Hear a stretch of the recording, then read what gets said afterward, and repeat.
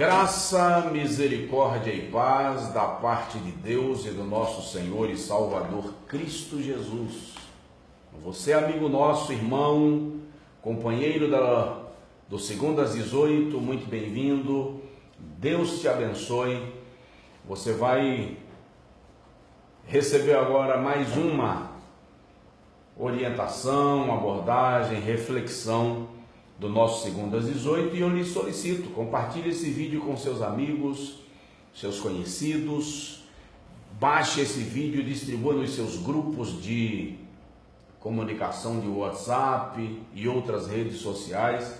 Hoje nós vamos, neste Segundo às 18, falar sobre: se não é pecado, por que não posso fazer?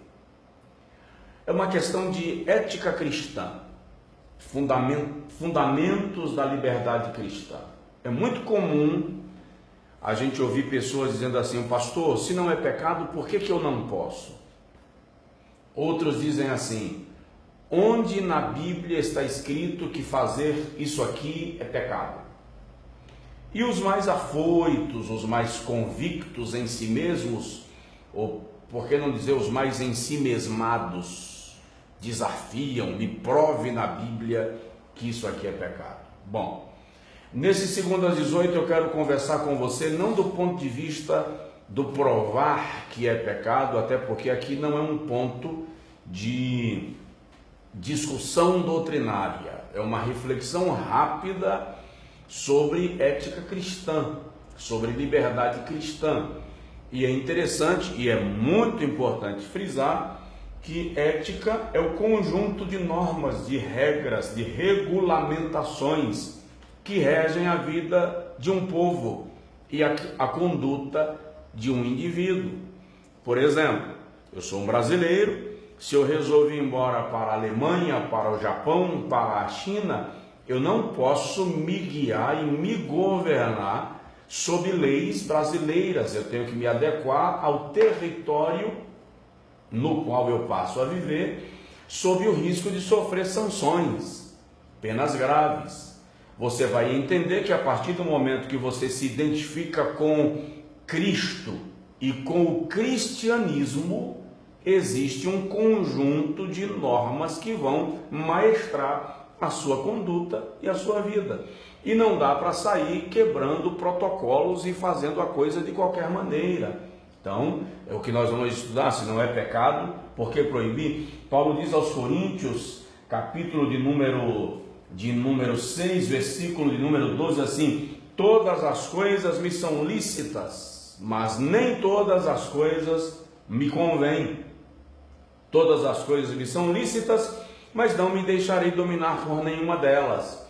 No versículo 13, ele usa um jargão de um partido religioso lá de Corinto, chamado de os libertinos, e os libertinos diziam que os alimentos são para o estômago, assim como o estômago é para os alimentos. Com isto, eles estavam usando de maneira meio grotesca o mesmo provérbio modernizado, utilizado hoje no contexto evangélico, de que é proibido proibir, tudo vale.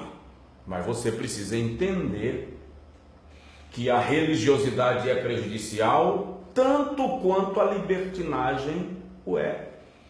Haviam coisas no contexto religioso evangélico do Brasil que há 30 anos atrás causavam arrepios, e hoje eles não incomodam mais.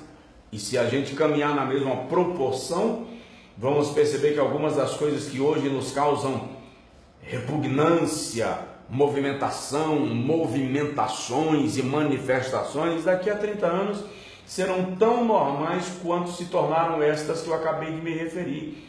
Então, manter um padrão, uma identidade que te relaciona com um povo específico, com um estilo de vida, é necessário.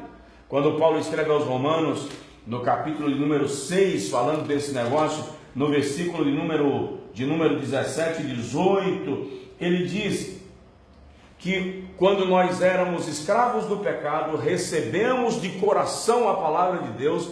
Aí ele diz assim: e agora, libertos do pecado, fostes feitos servos da justiça. Veja que o que muda não é a nossa condição de servo. O que muda é o Senhor a quem nós servimos. Antes, estávamos escravos do pecado, fazíamos o que não queríamos pela força do pecado.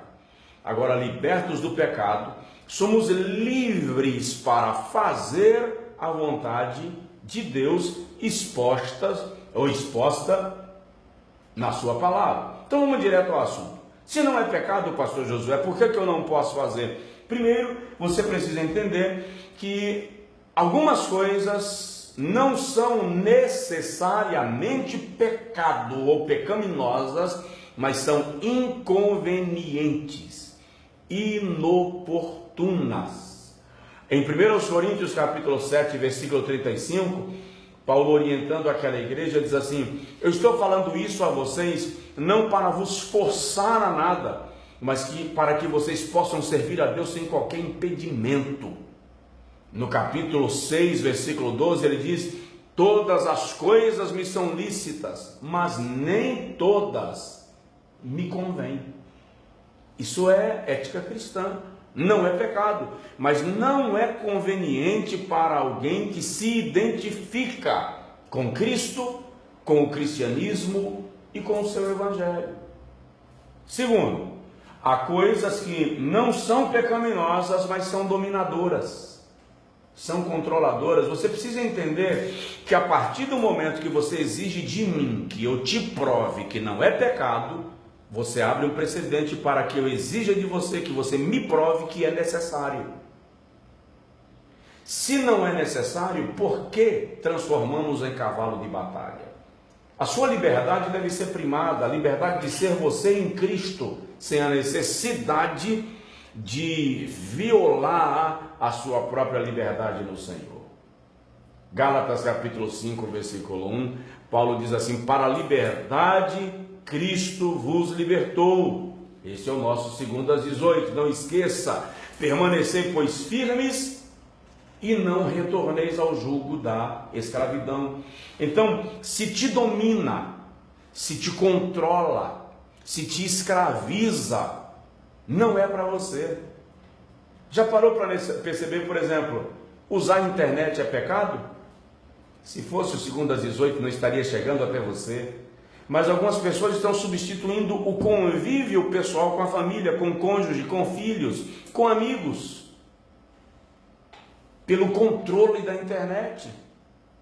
Ter o aparelho de televisão em si, em casa, é pecado?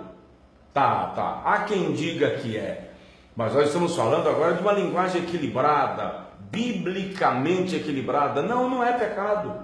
Mas é pecado se deixar controlar por ela. Então, se não é pecado, mas te controla, não serve para você. Mina a liberdade que Cristo veio estabelecer para nós. Terceiro, não é pecado, mas é embaraçoso, é constrangedor.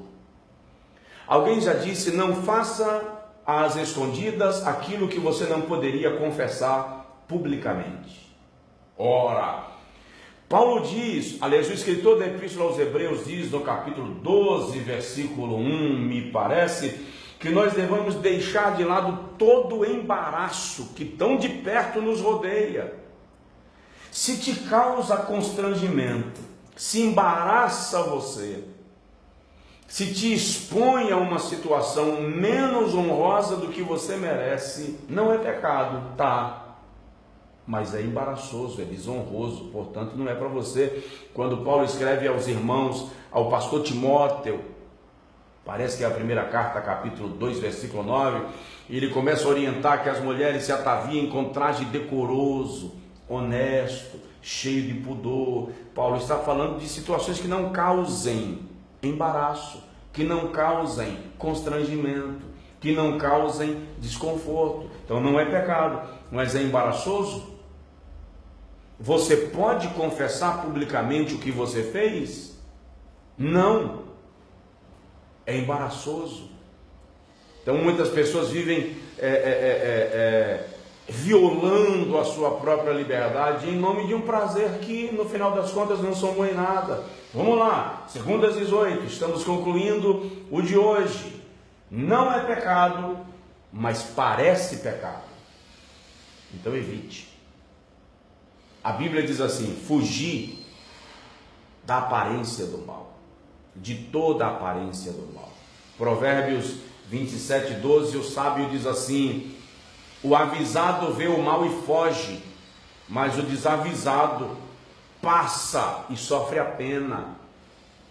Então, se te coloca numa situação que você vai ter que ficar justificando, explicando, argumentando, evite. Não é pecado. Mas há um provérbio romano dos dias dos Césares que dizia o seguinte: a mulher do César não basta ser honesta, é preciso parecer honesta. Embora as aparências enganem, nós também não vamos negar a essência com a ausência da aparência. Nós não valorizamos a essência sem a aparência. A aparência sem a essência não satisfaz, mas a essência se manifesta na aparência, e isso você não pode discutir e nem negar. 2:18, não é pecado, mas não é edificante. Um cristão não deveria fazer nada sem antes se perguntar até que ponto aquilo edifica a sua vida e a vida de alguém. Paulo diz aos Coríntios, também aos Coríntios, primeira carta, capítulo 10, todas as coisas me são lícitas, mas nem todas me edificam. Queridão, sem legalismo religioso, sem libertinagem, sem essa coisa de é proibido proibir, ou sem essa exacerbação de tudo é proibido e tudo é pecado, sem essa mania de espiritualizar as coisas demais, se pergunte se lhe edifica ou se não te edifica, e viva a liberdade para a qual Cristo nos chamou. 2:18, fique com a gente, Deus te abençoe, em nome de Jesus.